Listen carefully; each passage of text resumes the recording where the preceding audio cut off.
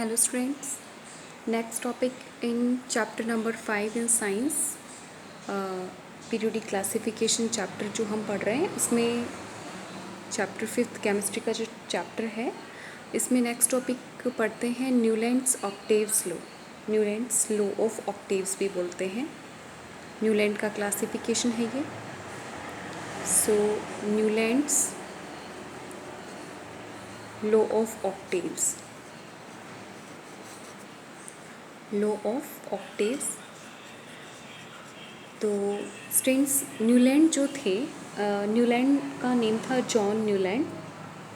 1866 में इन्होंने एलिमेंट्स को क्लासिफाई किया, जॉन न्यूलैंड ने। तो इन्होंने भी क्या किया, एलिमेंट्स को ascending order of atomic mass में अरेंज किया। He arranged elements in ascending order of atomic mass. He arranged elements in ascending order of atomic mass.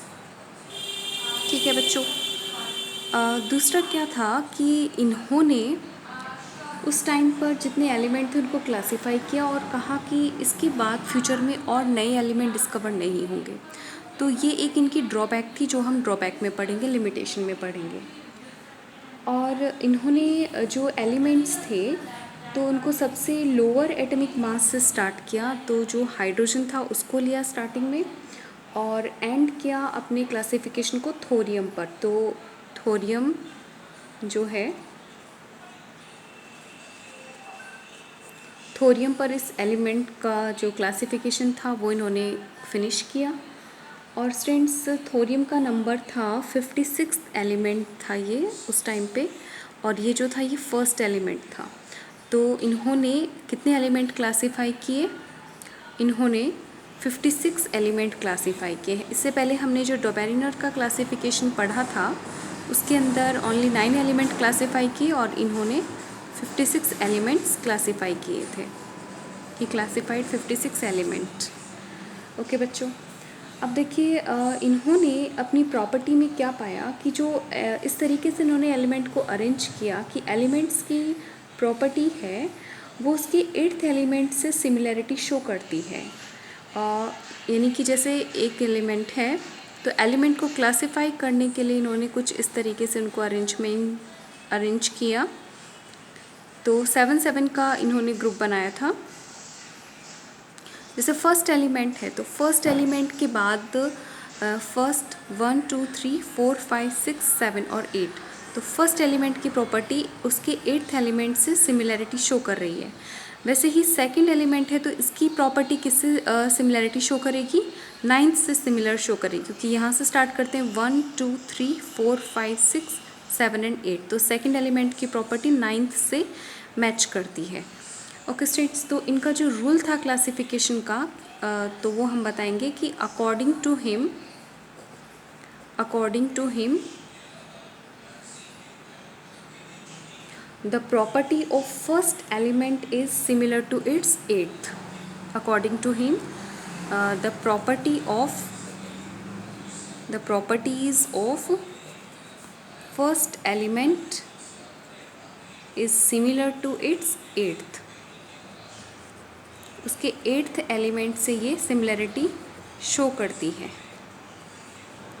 Okay बच्चों, तो फर्स्ट एलिमेंट की प्रॉपर्टी उसके 8th एलिमेंट से similarity show करती है। इसको बोला जाता है ऑक्टेव्स लॉ भी बोलते हैं, न्यूलैंड का क्लासिफिकेशन भी कहते हैं इसी को।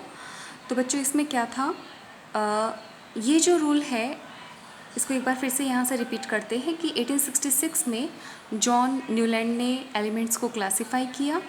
ही arranged element in ascending order of atomic mass. Atomic mass के असेंडिंग ऑर्डर में इन्होंने एलिमेंट को रखा और इन्होंने हाइड्रोजन से स्टार्ट किया और थोरियम पर इसको एंड किया। हाइड्रोजन फर्स्ट एलिमेंट था और थोरियम 56th एलिमेंट था। तो इन्होंने टोटल 56 एलिमेंट को ही क्लासीफाई किया। और इनका जो रूल है उसको क्या बोलते हैं, इसको ऑक्टेव्स लॉ भी कहते हैं। This rule is also known as octaves law. इसको अभी हम डिस्कस करेंगे कि क्यों बोलते हैं ऑक्टेव्स लॉ।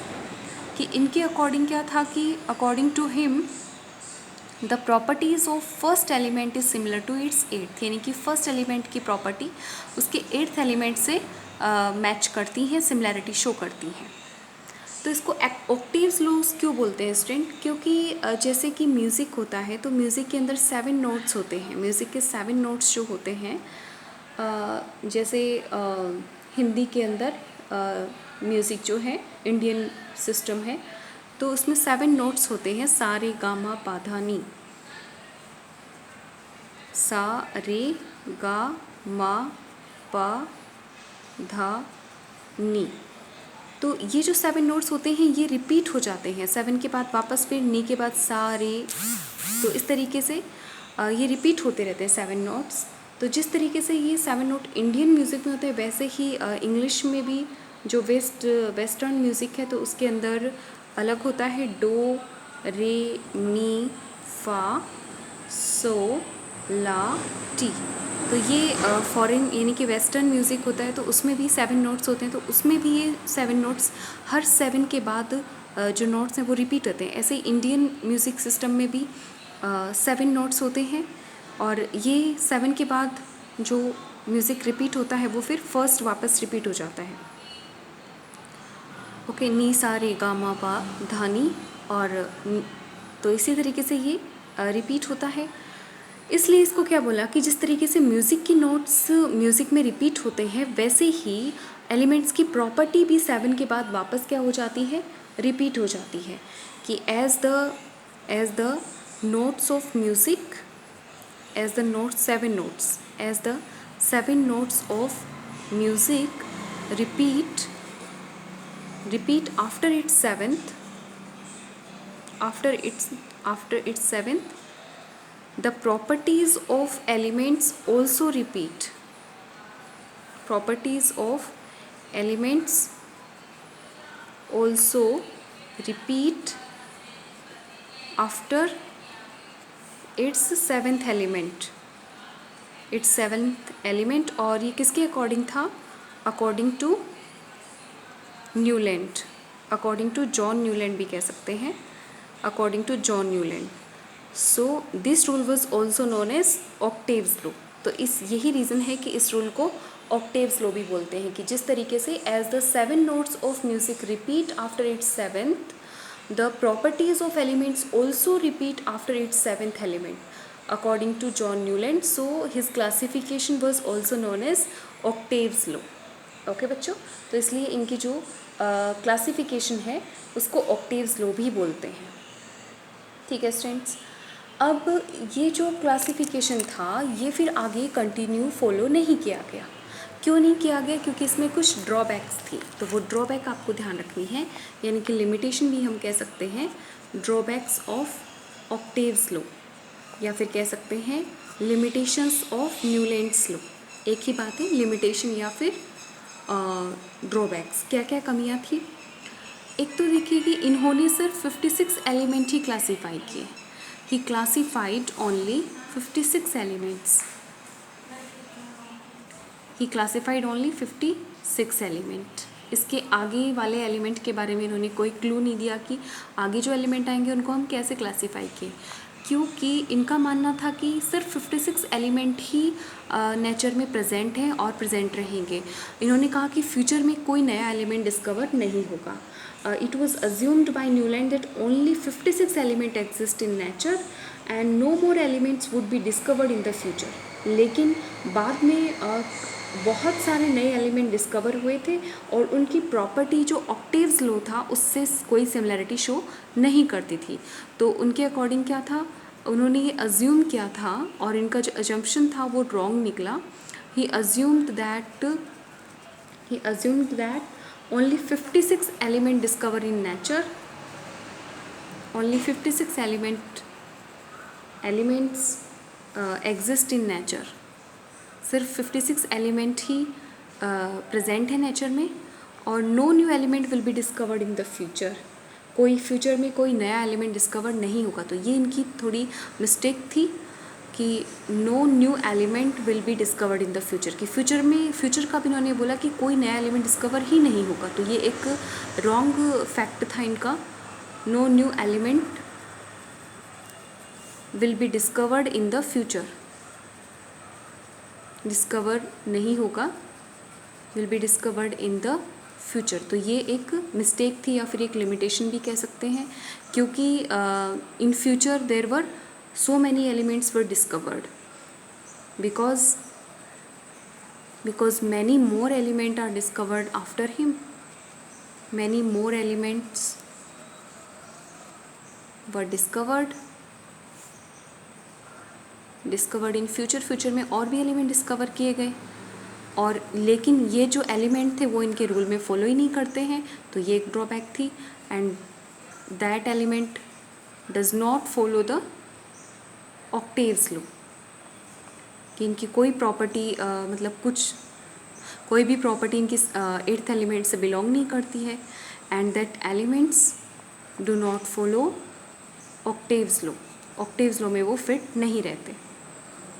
ओके, तो ये इनका एक ड्रॉबैक था। ओके स्टूडेंट्स, एक ड्रॉबैक क्या है कि उन्होंने सिर्फ 56 एलिमेंट ही क्लासीफाई किए थे, और दूसरा हमने पढ़ा कि फ्यूचर में इन्होंने बोला कि फ्यूचर में कोई नया एलिमेंट डिस्कवर नहीं होगा, बट एक्चुअल में फ्यूचर में नए एलिमेंट डिस्कवर भी हुए और इनके रूल को ये सेटिस्फाई भी नहीं कर रहे। थर्ड फिर क्या था इसमें कि न्यूलैंड ने क्या किया कि कई जगह इन्होंने एक साथ 2 एलिमेंट रख दिए, इनके जो स्लॉट थे, जैसे कि कोबाल्ट और निकल को इन्होंने एक साथ रख दिया एक ही स्लॉट पे। तो हम किसको फर्स्ट नंबर दें, किसको सेकंड नंबर दें, इन्होंने नंबरिंग के हिसाब से कन्फ्यूज़न क्रिएट कर दिया। ऐसे ही इसमें लैंथेनियम और इसके साथ एक और एलिमेंट था CELA, तो इन एलिमेंट्स को भी एक साथ रख दिया। तो ये जो एलिमेंट हैं इनमें फिर कन्फ्यूज़न क्रिएट होता है कि he put 2 elements together in the same slot, और तो इस वजह से कन्फ्यूज़न क्रिएट हुआ। ओके, तो इसका ड्रॉबैक हम लिखेंगे। थर्ड ड्रॉबैक क्या था कि he put 2 elements together in one place, 2 elements together in one slot, एक ही जगह पे एक ही नंबर पे इन्होंने 2 एलिमेंट्स रख दिए, तो नंबरिंग का कन्फ्यूज़न हो गया। He put 2 elements together in one slot, so ये एक ड्रॉबैक थी, इसमें कन्फ्यूज़न हो गया किसको फर्स्ट नंबर दे किसको सेकंड दे, और फिर क्योंकि प्रॉपर्टीज़ थी वो नंबरिंग के अकॉर्डिंग थी इनकी। दूसरा इन्होंने क्या किया कि कुछ एलिमेंट ऐसे थे जिनकी प्रॉपर्टीज़ क्या हैं बहुत अलग हैं, बट फिर भी उन्होंने क्या किया उसको सेम जगह रखा, कि कोबाल्ट और निकल है उनको सेम स्लॉट में रखा हुआ है, और फ्लोरीन क्लोरीन जहाँ पर है इसमें, तो इस टेबल के साथ उन्होंने कोबाल्ट और निकल को रखा, तो डिफरेंट प्रॉपर्टीज़ के एलिमेंट को उन्होंने साथ में रख दिया, सेम प्रॉपर्टी के एलिमेंट को इन्होंने अलग अलग रख दिया।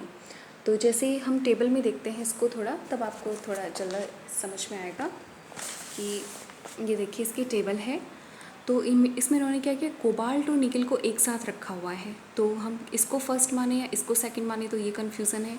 वहीं यहाँ पर इन्होंने ये 2 एलिमेंट एक साथ रखे हुए हैं, तो ये ड्रॉबैक है।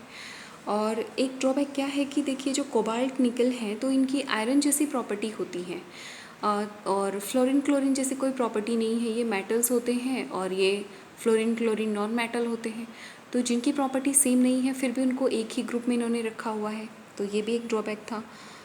ओके, तो डिफरेंट प्रॉपर्टी होते हुए भी उन्होंने सेम एलिमेंट में, सेम ब्लॉक में या फिर सेम ग्रुप में इन्होंने एलिमेंट्स को रख दिया, और जिसकी प्रॉपर्टी से मैच कर रही है आयरन, तो वो इससे बहुत ज़्यादा दूर रखा। देखिए इसमें जो ये वाला ग्रुप है Fe आयरन है, आयरन की प्रॉपर्टी कोबाल्ट निकल से बहुत मैच करती हैं, बट इनको अलग अलग रखा हुआ इन्होंने, तो ये भी एक ड्रॉबैक था। ओके, तो इसमें हम लिख देंगे नेक्स्ट पॉइंट कि he placed some elements together, he placed some elements together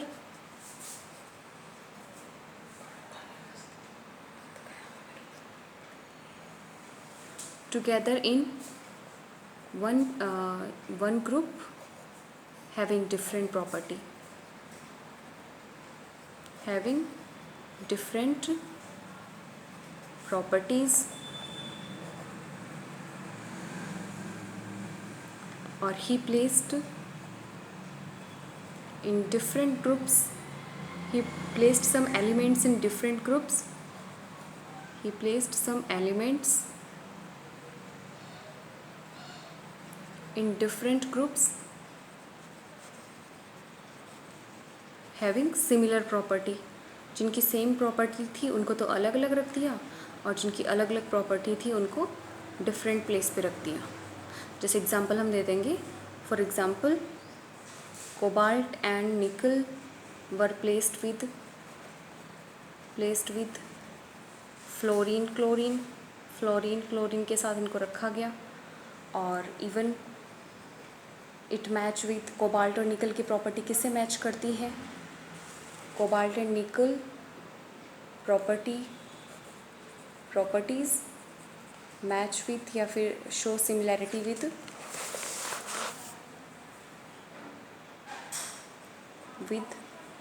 iron which is placed so much far away, उससे बहुत ज़्यादा दूर था ये। ओके, तो ये ड्रॉबैक था एक और इसमें क्या था कि इनका जो रूल था वो सिर्फ कैल्शियम तक ही फॉलो होता है। His rule was followed up to calcium. ओके, तो कैल्शियम के बाद इनका रूल फॉलो नहीं हो रहा है, ये भी एक ड्रॉबैक है। His rules were followed up to calcium का सिंबल सी है। और हैवी मास के जो एलिमेंट थे उनके लिए भी इसका रूल फॉलो नहीं होता। For heavy mass element his rule was not followed. तो ये इसकी क्या थी? ड्रॉबैक थी। इसलिए इसको फिर आगे इस रूल को आगे कंटिन्यू नहीं लिया गया।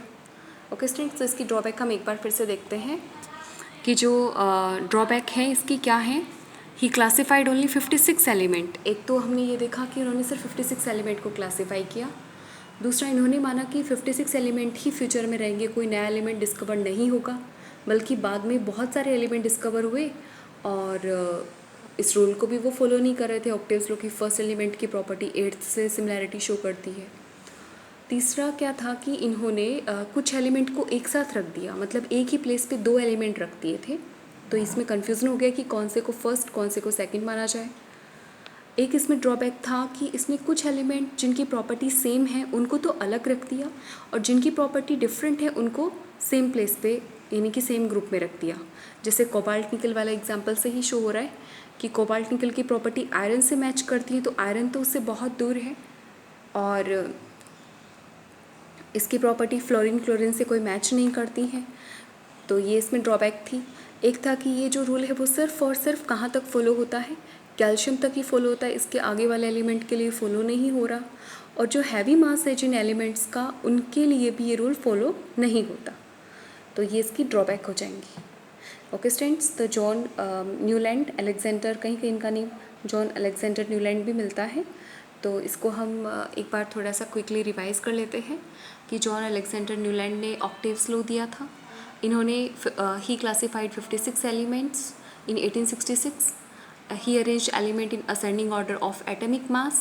He started his classification from hydrogen and ended with thorium, which is on 56th place, and hydrogen is on first place. He classified 56 element, and what was his rule? According to him, the properties of first element is similar to its 8th element. His rule is also known as Octave's law. Okay. Why the Newland's classification is also known as Octave's law? तो उसका reason हम बताएंगे कि as the 7 notes of music repeat after its 7th, the properties of elements also repeat after its 7th element. According to John Newland, so his rule is also known as octaves law. कि music के अंदर जैसे Indian music में सारे gamma पा धा नी ये 7 note होते हैं, और जो वेस्टर्न म्यूज़िक है उसमें डो रे मी फा सो ला टी ये 7 नोट्स होते हैं। तो दोनों ही म्यूज़िक सिस्टम में 7 नोट्स होते हैं, वो दोबारा से रिपीट होते हैं। जिस तरीके से 7 नोट ऑफ म्यूज़िक रिपीट होते हैं, वैसे ही ऑक्टेव्स लॉ में यानी कि न्यूलैंड के क्लासिफिकेशन में एलिमेंट की प्रॉपर्टी भी 7 के बाद दोबारा से रिपीट हो जाती हैं। एट्थ एलिमेंट की प्रॉपर्टी फर्स्ट की जैसी, नाइन्थ वाली सेकंड की जैसी, 10th वाली थर्ड की जैसी, तो ये 7 का इनमें डिफरेंस आता है, तो इसलिए इसको ऑक्टेव्स लो बोला। ऑक्टेव्स बोलते हैं 7 के, मतलब 8th प्रॉपर्टी मैच करती थी इसलिए। फिर इसमें कुछ कमियां थी, कुछ ड्रॉबैक थी, जिसकी वजह से इस रूल को फॉलो नहीं किया। तो he classified only 56 element. He assumed that no element will be discovered in the future, but later on many more elements were discovered and that do not follow the rule of Newland's classification. And he placed some element in same slot, same place, so there was a confusion of numbering. Or he placed some element having different property together, but he placed some element having similar property that were placed so much far away from each other. Example like cobalt and nickel, which have do not similarities with fluorine chlorine, but it was placed with fluorine and chlorine, and they have similar property to iron, but iron was placed so much far away from cobalt and nickel, so this was a drawback. Another is his rule was followed only up to calcium, and for heavy elements, heavy mass having element were not followed this rule. So these were the classification of Newland or Octave's law limitation.